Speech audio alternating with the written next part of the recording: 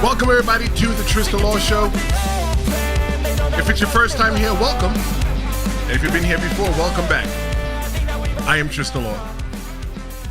Today we're going to be talking about what AEW is doing right and why they are crushing it in pro wrestling. AEW has been making waves, and over the next few minutes, I'm going to share with you exactly what AEW is doing right and how they are crushing it in the pro wrestling business. But before we get there, I don't want you to forget, subscribe to the channel. It's the best compliment that you can give me. And also feel free to jump in the chat and share your comments and your thoughts and everything like that. And I will be asking you questions throughout this show that I would like to get your feedback on. One of the things that AEW is doing right, one of the most important things that I think that AEW is doing right is their talent roster. AEW's talent roster is one of the most diverse and dynamic in pro wrestling. They have your seasoned veterans, and then they have your fresh new faces that you probably don't really see unless you're really like into what's going on the independent wrestling scene. AEW's lineup, they have something for every single fan. Once again, they're not signing just big names. They are building stars. Let's take a look at some of the wrestlers who are not only top performers in AEW's lineup, but they are integral to AEW's identity. Up first, we're going to take a look at Darby Allin. Darby Allin is a two-time AEW TNT champion. He is a one-time AEW world champion with the man that they call Sting. The next person we're going to take a look at is Sammy Guevara. Sammy Guevara is a three-time AEW TNT champion. He's the current Ring of Honor World Tag Team Champion with Dustin Rhodes. Sammy has been trained by WWE Hall of Famer Booker T and has competed all over the world. Guevara has been with AEW since its founding in 2019, initially rising to fame as a member of Chris Jericho's Inner Circle. And then we got Nyla Rose. She made history as the first openly transgender wrestler to sign with a major American promotion. And she later became the first transgendered wrestler to win a championship in such a promotion by capturing AEW's Women's World Championship. And of course, we can't forget MJF, Maxwell Jacob Freeman. He's an actor, but he's been with AEW since January 2019. He's a former AEW World Champion with the longest reign in the title's history and a former AEW International Champion. We also have, can't forget him, Mr. Kenny Omega himself. He is a Canadian pro wrestler. He is signed with AEW. He also serves as the EVP, Executive Vice President for AEW. Omega is a top wrestler in New Japan before joining AEW in 2019. He's held major titles in AEW Impact, Lucha Libre AAA Worldwide, and is AEW's first Triple Crown winner. Kenny Omega is recognized by some as one of the world's most best wrestlers. And how can we forget Jack Perry? He too signed with AEW in January 2019. He is currently the AEW TNT champion, a former FTW champion, and a one-time AEW World Tag Team champion with Luchasaurus as part of the Jurassic Express. Perry also appears for New Japan Pro Wrestling as a member of the Bullet Club and its sub-house group, the House of Torture. He is the son of the late Luke Perry. So now, looking at those names that I just gave and talking about how AEW does something for everybody, especially utilizing their characters and their newer people that mainstream professional wrestling fans might not know. MJF, for example. MJF gives you that little taste of the Attitude Era. MJF gives you that little taste of that edginess that you were not getting from the WWE because that's not the kind of business that the WWE was in anymore.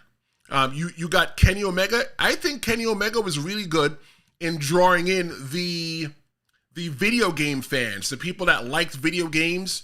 He was also good at drawing in the people that were familiar with him through international wrestling, the people that just stopped watching WWE because they because they didn't watch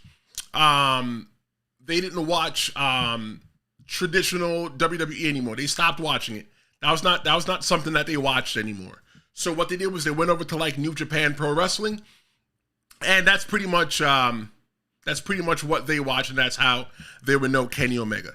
Nyla Rose brings in and she welcomes the LGBTQ plus audience, right? The LGBTQ plus audience, they didn't really fit in anywhere in pro wrestling.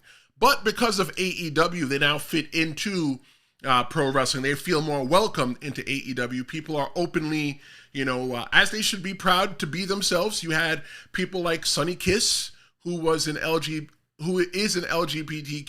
member and formerly with AEW. There's everybody that speaks to everybody in AEW, and that's why I think that makes them so good. But when you look at Jack Perry, Darby Allin, and Sammy Guevara, they bring in the crowd who were looking for some new faces that did not come up in AEW. What do you think? Let me know in the chat which AEW star has impressed you the most. I respond to all messages, whether they are live doing the live stream or later on. I go log in throughout the day and I go, oh, somebody messaged. So let me go ahead and respond to you. Looking at AEW's fan-centric approach, one of AEW's biggest strength is how they speak directly to their fans. They understand what the AEW wants and delivers it consistently. And what is that? They don't want sports entertainment. I think AEW does professional wrestling really well. You can always bet your dollar that you're always going to get a good match, an entertaining match, but you won't get the hokiness of sports entertainment. You won't get smoke. You won't get zombies. You won't get dead people. You won't get larger-than-life characters, but you will get good wrestling. And with AEW coming along in 2019 and they trying to figure out who they were, they were just trying to be different. And by them being different, I think that's how they really stood out. They weren't like TNA. TNA was trying to make up for the fans that felt a void because ECW wasn't around or WCW wasn't around. And I think AEW came along at the right time because instead of trying to fill the void of what another company did, they just filled the void of what another company wasn't doing. Looking at their storylines, right? They got a lot of blood in their matches. They have the blood and guts. We weren't getting blood. We're not getting blood. We're barely getting blood. Just getting a little bit of blood in WWE. And if you ask me, I'm a WWE guy, and we don't really need blood to tell the stories because we've told fabulous stories that have emotional investment and there hasn't been an ounce of blood. But in AEW, that's what they do. That's what makes them different, and that's what their fans are looking for. By AEW doing those little things, this helps build a loyal and engaged fan base. That, like, for example, they're willing to push the envelope. You got people like MJF. MJF will come out and tell everybody that they suck. And the fans eat it up. They love it. Because really, in WWE, the fans don't really get to interact with the wrestlers. Right? And the wrestler, well, let me rephrase that. The wrestlers don't really get to interact with the audience. The audience in WWE does interact with the wrestlers because they sing their songs. But in AEW, they do that, and they get that feedback from the wrestlers. They get the feedback from people like MJF that talks trash to them, and they still eat it up anyway. If you're enjoying this content so far, make sure to give this video a thumbs up. And remember that the chat is open. Jump in and tell me what your favorite AEW storyline is. One of the things that makes AEW, one of the things that AEW is doing right and why they're crushing it in pro wrestling, the creative freedom. AEW gives its wrestlers creative freedom. You see, they call them wrestlers. They don't call them superstars or anything else like that. They call them wrestlers. I'll get into that in just a little bit. AEW gives their wrestlers creative freedom, and it's a big reason for, I think, AEW's success. The wrestlers are encouraged to be themselves, and they develop their own characters and storylines. Obviously, there's a check and balance that they have to go through. They're not just going out there doing whatever it is that they want to do. But because the wrestlers who understand their characters, they go out and and get to be the best versions that they feel that they are. In WWE, they call their wrestlers superstars. They didn't use the word wrestling. That's a new term that they use.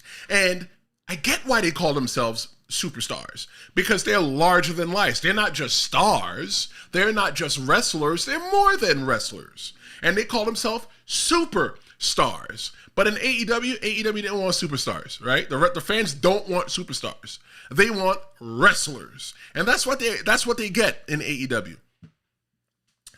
Going back to the creative freedom, it leads to more authentic and engaging content. We see wrestlers like Jon Moxley, who was Dean Ambrose in the WWE. He's thriving because he's allowed to express himself in ways that resonate with the fans.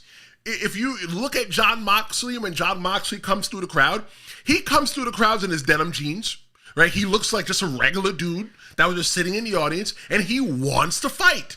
He's probably no different than most of the people that paid a ticket to go to AEW, right? Unlike, when he was in WWE, he was in The Shield, and, he did everything else like that. It didn't look like he was having a lot of fun, but now he's getting ready to have, he's having a lot of fun, right? Look at people like Chris Jericho. Chris Jericho has had the ability to invent himself multiple times since being in AEW. Chris Jericho has been Le Champion. He's been the Learning Tree. He's been so many different characters in AEW. And honestly, where do you see Chris Jericho retiring?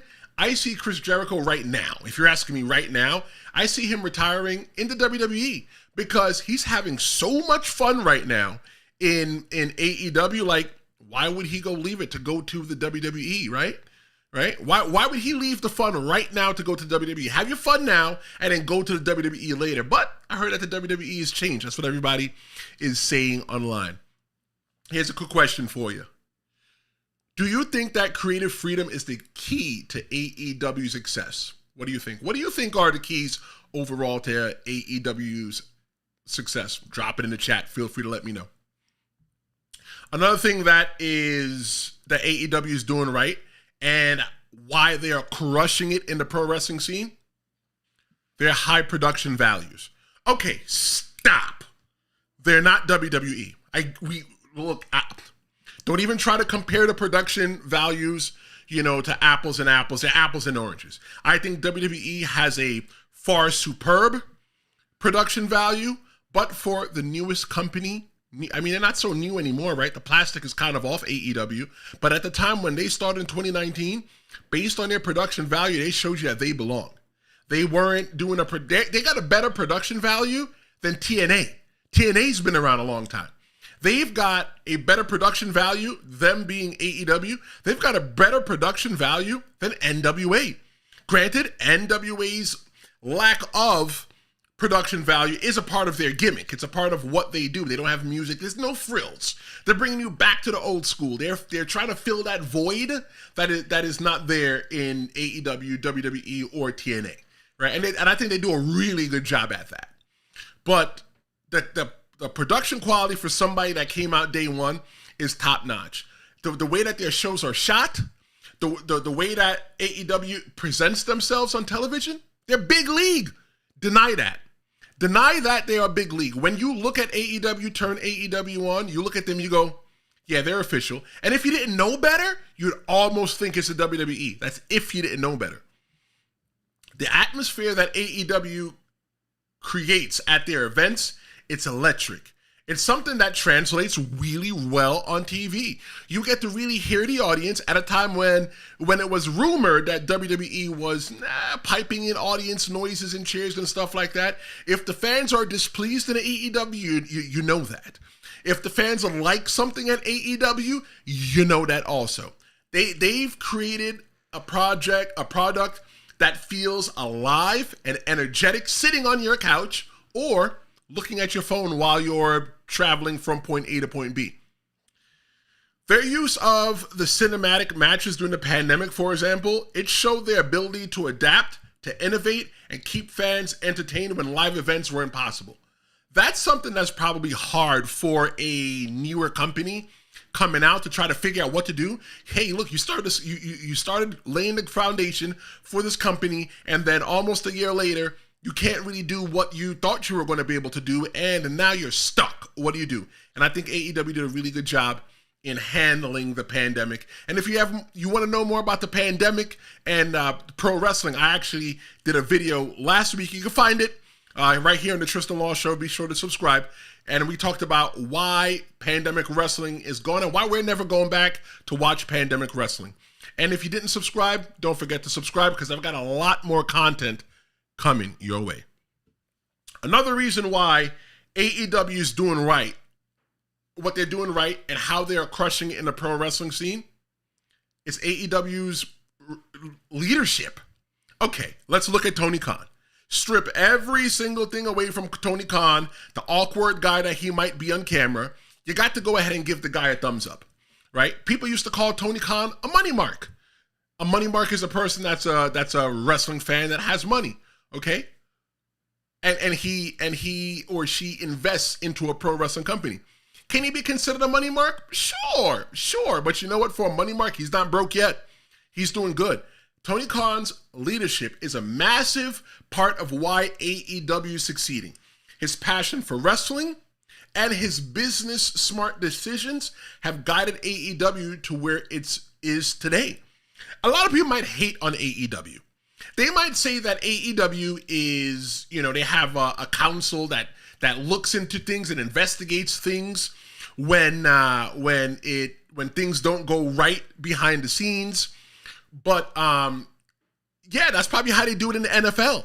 That's not how they do it in the WWE, but that's how they do it in the NFL, how they handle their issues. That's how they do it in corporate America. If you are accused of doing something, whether it's from a small infraction to a major infraction, what they do is they investigate you. They want to see what the truth is and what the truth is not. And then after that, then they apply accountability. Strategic decisions that Tony Khan has made is securing key TV deals to make AEW a true global brand.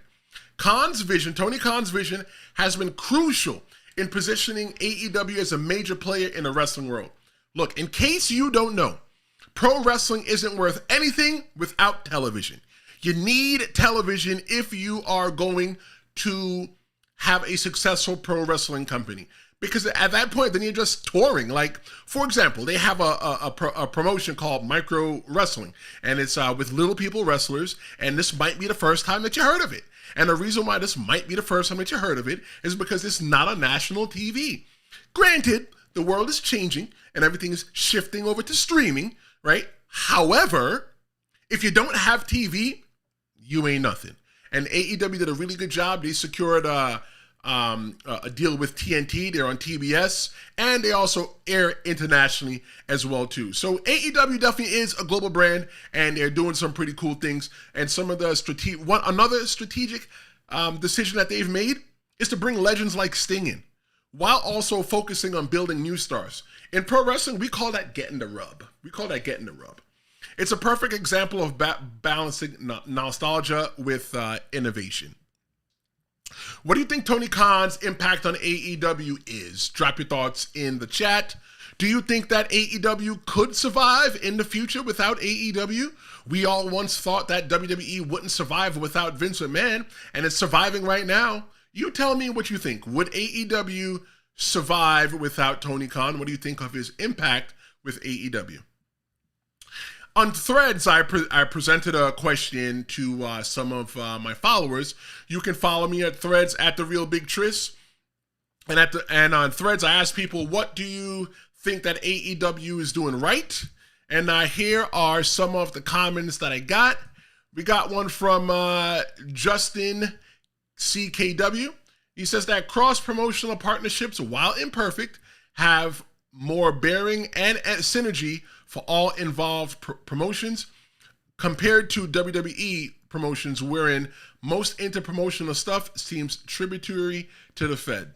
Okay, I half agree with what you're saying. I feel that when Kenny Omega won the TNA championship, it didn't do anything for TNA. Nothing for TNA. And I think that right now that TNA is in a partnership with the WWE. And in that partnership, they're going to do a lot of things better to make sure it's more beneficial for them this time around as compared to last time. Let's see if we can get another comment up for you. We got, let's go with Tracy Hunts Smith. I think AEW is getting better all the time. It's taken 40 plus years for WWE to become what it is today. It's a process. I love the fact that it's giving fans an alternative wrestling company and gives wrestlers a place to begin and end careers. Tony Khan and his company is doing a great job at continuing evolving his product for our enjoyment. I agree with that 100%. In the beginning, I felt like AEW was just trying to figure out who they were. And they didn't know who they were. But once they figured out who they were, I really felt that they spoke to their fans. They used to do the Fyter Fest thing to where they would go to the video game tournament and stuff like that. And like that's cool, but really how much money does that make you? You know, so yeah, definitely 100%. I feel that that AEW is living up to that. We got another comment from El Doggo Adventures. He says they being AEW, have never put on a bad pay-per-view. All In was possibly the best build and execution they have done. Talking about All In 2024. The continuing long-term Swerve and Hangman story is immense. Multiple independent woman stories happening at the same time. Storytelling overall is the best it's been for a long time. I can't really say yay or nay to that because I'll be honest, I don't really watch AEW. I don't keep up with AEW. So I think that's why I was the perfect person to do an episode for what AEW is doing right, because I am biased. I am a WWE guy. I'll be 100% honest. Let's take a look at another comment written by J. Corey Buckner. Says, they, being AEW, showcase international stars really well. Lucha, technical, and strong style performers are always given the opportunity to showcase and highlight things that makes their styles unique. 100%. I agree with that. Thank you very much for the comment. If you are watching AEW, you are watching it because you don't want to see John Cena. You don't want to see The Rock, right? You want to see the stars that are international. You want to see the Japanese stars. There was so many times watching AEW that some of those Japanese stars or Lucha Libre stars will come along. I'm like, who the hell is that guy? But I wouldn't know because, I live in the WWE bubble. So yeah, international AEW hits that out of the park every single time. And anybody that denies that, you need to look at yourself in the mirror because you's a liar. Let's take a look at another comment from Nick Benton 51. Nick says, it starts and ends with the pace. Everything falls into place. The theme music doesn't take up 20 minutes. The promos don't take forever. He goes back to the post-Mania Raw where there was 45 minutes of talking before anything else as why he struggles with WWE. And the action in the ring is nonstop. To him, it's the top promotion right now, even with the negative things that we don't discuss today. But everyone has their own opinion, and that's what makes the industry great. 100%, just the last sentence of your comment, Nick, and thank you so much for your comment, is true. Everybody has their own opinion, and that's what makes this industry great. And that's what makes the Tristan Law Show great, because I get to give my opinion, and I listen to your opinion. Looking at the fact that WWE does not have the 20-minute promos and stuff like that that AEW doesn't have the 20-minute promos before the matches. What I think that what WWE is doing when they do that is they're giving the newer fans, the people that just happen to turn it on and see what's going on, because they haven't watched wrestling since Jesus was a child, and they're interested to see what's going on. So what they do is they just, give you the backstory to see what's going on. AEW probably assumes that everybody watches, okay? With the 45 minutes after Raw, the Raw after WrestleMania, which is usually a big WrestleMania, they're resetting storylines in the WWE, and I feel that by them doing that, they're giving people that might just be watching because they accidentally watched WrestleMania the night before, they're giving them an opportunity to get engrossed in the storylines. Is it right? Is it wrong? I don't know. But you know what? For WWE fans, that works. And for AEW fans, that works for them. Let's look at another comment from Doug Frank, 39. I love how they keep their pay-per-views moving. I don't need a 15-minute promo recap between matches. All right. Let's see. We got another message from I am a Rat's Pal. There's a lot of emphasis put on the women. I think that their singles feuds have great care taken into them. The matches are usually quality on the product as a whole. Most of AEW's promo segments are well done, and the talent is making every second they are given count, in my opinion. I agree. Look, one of the things that you're taught in pro wrestling schools that anytime that the camera's, well, let me phrase that. Anything you're taught in a good pro wrestling school is that anytime the camera's on, that's your time. And whatever time that you're allotted to be in front of the camera, you're supposed to maximize your time. I don't know what the women's division is right now in AEW. I am not a good judge of that because I'm not watching. However, I do intend to watch. I'm probably going to start this Wednesday and go to their next pay-per-view. Maybe I could do another episode in another couple months, couple weeks to tell you what I think that they're doing. But I think that, yes, at one time the AEW women's division was not anywhere close to what it is in the WWE or much less Impact Wrestling. I think that they have given the woman a lot of time. I think it's pretty cool that they have a female referee in Aubrey Edwards, and she gets to lend her input because she was a wrestler and she's a referee now. So I think it's really good that they get the impact from her as well too. AEW's promo segments are well done. I agree. From the promo segments that I see, I think they're done real well. They don't have that sports entertainment-y feel into it. Let's take a look at another comment from Ricky and Carrie. The women have been amazing lately. Ospreay, talking about Will Ospreay, the shows are almost always great. Okay, yep, I could agree. From what I heard, that AEW's been picking up. Let's take a look at a comment from one of my mans on Threads. It's from Dracon_lives. I think the time allotted for the matches are good, and it seems less controlling from a choreography standpoint. It's really gone back to the performances. Look,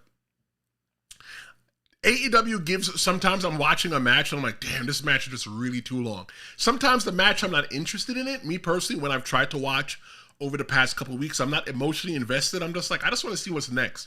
And that's why I usually change the channel, because I'm not emotionally invested. I'll be honest, I love Sasha Banks. I love her. I know that she's getting a divorce.